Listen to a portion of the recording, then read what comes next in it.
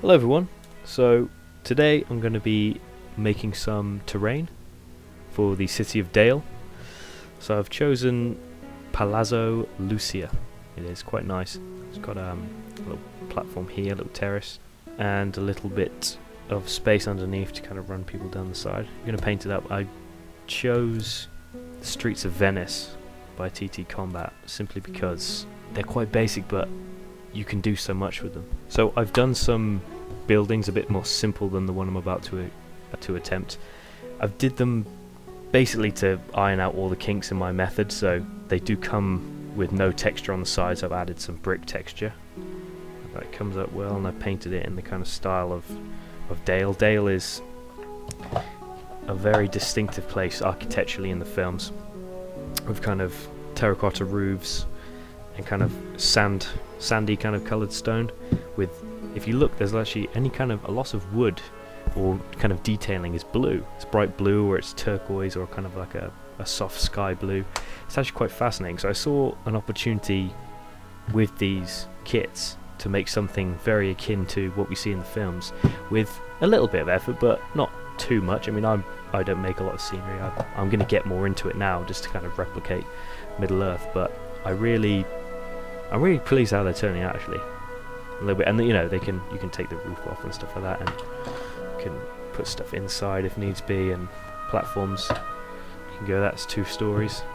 So when I picked these, I went for the most interesting shapes to play on. So little places for cover and different floors, and places to put arches and whatnot. Just fun buildings that were going to be easy to play on and nice to play on, which the Streets of Venice has ample choice. So let's get this open, shall we?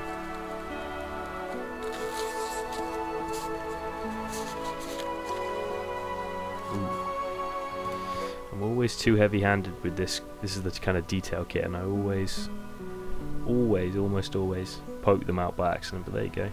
Some nice detailing. These corner bits are really important, and I'll show you why later on. Top of the roof tile there. Nice. Now there are instructions online, but I might look at them, I might not. This is by far the most detailed one I've had. Most of this texturing I'm just going to go over anyway.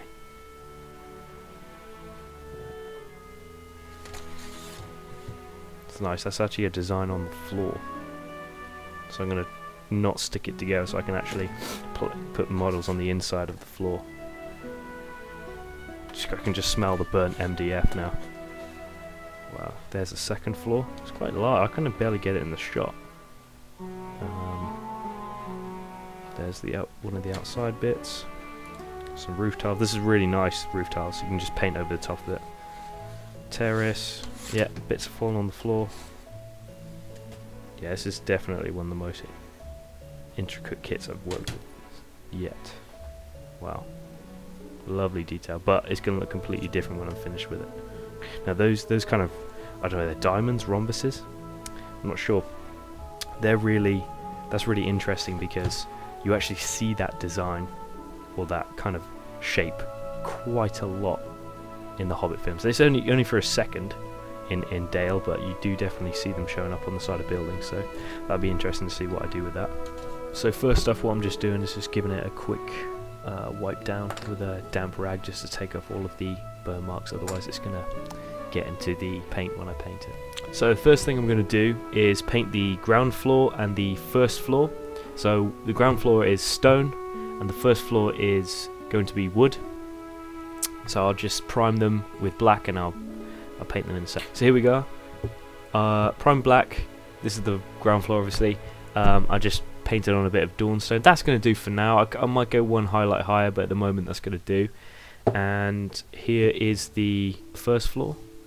So that is just an acrylic paint I got from a shop down the road called Crawford and Black. It's £2 for a big tube. Really good. Kind of got like a burnt umber look to it. So just a nice brown. I put that on the wood. Could do some weathering effects later, but this will do for now. Okay, so this is one of the most time-consuming parts of this build, and I think it's really important. So it's adding texture to the outside of the building to give it the kind of stone or brick effect. And to do this, I'm going to use Das clay. It's I picked it up from a shop called The Works. You can get it online. It's very cheap. I got it for £4. This huge brick for £4, and it's air drying. So you just basically apply it, leave it out for a while, and it'll dry. It's really good stuff. This. Now a little trick I do is to mix it with some PVA. So first things first, I wet my finger, rub it onto the wood, the MDF. That helps it kind of settle in. Otherwise, it's hard for the clay to stick. Then I mix the DAS and the PVA, and I apply it, and then I get my rolling pin. Now the rolling pin I got from Green Stuff World. It's really good. I do plan to buy a few more actually, and applying a moderate amount of downwards pressure, I just roll over the top, simple as. So yeah, as I just said, I've had an absolute nightmare. I'm recording this now in post, but yeah, it was really annoying that the camera gave out, so I couldn't get much footage of me actually rolling. But basically just imagine that, but over and over and over again until all the outside is complete. So in the meantime, I'm going to work on painting a few of the other things. So I'm going to start with the roof tiles. Now to get that kind of terracotta look, I've primed it with Xandri dust spray, which you're probably going to hear me say an awful lot during this build. So I'm just going to use some, it's quite light, but I'm probably going to darken this up with some Agrax Earthshade later. So for the doors, a lot of the wood I'm going to do, as I said earlier, kind of blue or kind of turquoise. So for these doors, I'm thinking about going a dark blue or so. So I'm going to start with, even though it's actually, it says it's a green, it says Sotec green. I don't know why they keep mixing greens and blues up, Games Workshop, but they do. Maybe I'm just colorblind, but this looks like a blue to me.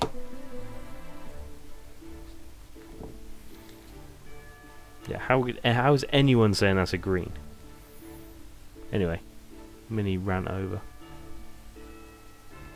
Try to avoid what will be the kind of metallics. It's just a lot easier if you do. I should say they've been primed in Xandri dust. Oh, screw it, I'll just go over the top of it. And obviously do the back and the sides. Hello, so it's the next morning, and as you can see, the clay is dried. So I'll tidy that up in a second.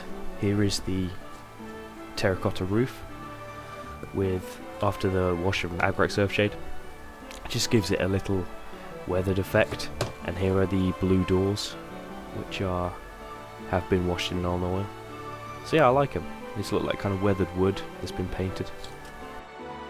So now I just need to go and tidy up all of these edges here. I don't know if you can see that there, because this is where they fit together. So gonna need to sort this out. So I'm just gonna scrape along the side with Stanley knife. Oh mate, bit of a disaster here. So it was bowed a bit, this piece, and I was trying to straighten out and bloody snapped it. But I reckon I can actually make this work. So I'm just going to continue, just going to proceed, see where I get. So with them all cleaned up, I'm just going to prime them with Xandri dust. Hello. So I've primed everything, all the outside brick, and I am just applying an Agrax Earthshade wash to get in all the crevices, add some shadow and whatnot, and then I'm going to highlight up later on. So I'll get back in touch after I've finished. Okay, so I've just finished most of the painting process. So stonework is sprayed with Xandri dust, wash of Agrax Earthshade, and then a flat brush of Xandri dust back over the top just to bring it back up. And obviously the blue door there. There's a couple of pieces here just to show. Got a bit of stone detail, and another blue door. And now I've got the fun bit of putting it all together. So I'll be back when I've got all three layers together. Hello. So this is the house, the building, all built together. Not fully finished, but it's all glued now. The glue's dry, so I've got a bit more to. Got the top of the roof tiles to paint. Hopefully I'll paint over some of the shine from the PVA as well. I've left it in 3 stages so you can play on each level. Obviously I'll need to paint the inside. But yeah, lots of things to tidy up, like the banisters here as well, but I think it's looking really nice. And it goes into the last stage, which is the kind of tidy up, and then I'll get it on the table and show you guys how it looks with the other buildings. So here we go, pretty much the finished product here now. I'm really happy with how this turned out, especially the kind of barrier here, the kind of handrail, the brown with the blue, I think works really nicely. You know, made a couple of mistakes structurally. There's a break here, but it still holds together. I could cover that up at some point, and but overall it looks pretty good.